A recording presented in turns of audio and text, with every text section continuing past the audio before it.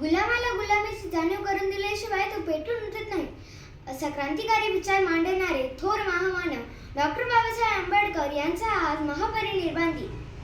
त्यांच्या चरणी मी इयत्ता चौथीची विद्यार्थिनी ईश्वरी हेमंत टिळे विनम्र अभिवादन करते. डॉक्टर बाबासाहेब आंबेडकर यांचा जन्म 14 एप्रिल 1891 रोजी मध्य प्रदेशातील महू येथे झाला. बालपणापासून त्यांना ज्या अस्पृश्यतेचा सामना करावा लागला, त्याच अस्पृश्यतेला मुळापासून उखडून टाकण्याचे काम आंबेडकरांनी केले. आपल्या चाणक्य बुद्धीच्या जोरावर त्यांनी समाज परिवर्तनाचे अनमोल कार्य केले. शालेय जीवनात असताना एक दिवस बाबासाहेब शाळेतून आल्यावर जेवायला बसले. त्यांनी आपल्या वडिलांना विचारले, बाबा, तुम्हाला नाही जेवायचं का? त्यावर त्यांचे बाबा म्हणाले, भीमराव, तुझं जेवण झालं की मग मी जेवेन. असे 2-3 दिवस सलग घडले. भीमराव जेवायला बसले की आपल्या बाबांना विचारायचे, बाबा, तुम्हाला नाही जेवायचं का?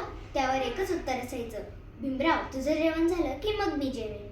पण भीमरावांच्या लक्षात आले की माझं जेवण झाल्यावर टोपल्यात भाकरच शिल्लक राहत नाही, मग तुम्ही कसे जेवणार? तुमची भूक कशी भागणार?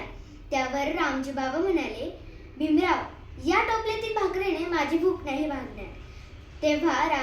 तेव्हा भीमराव म्हणाले, बाबा, मग कशी भागणार? तेव्हा रामजी बाबा म्हणाले, भीमराव, तू एवढा मोठा हो की तुझ्या मोठ्या होण्याने फक्त माझीच नाही, सर्वांचीच भूक भागेल. आणि एक दिवस खरोखर भीमराव इतके मोठे झाले की आपल्या देशाची राज्यघटना लिहून भारतीय घटनेचे शिल्पकार झाले.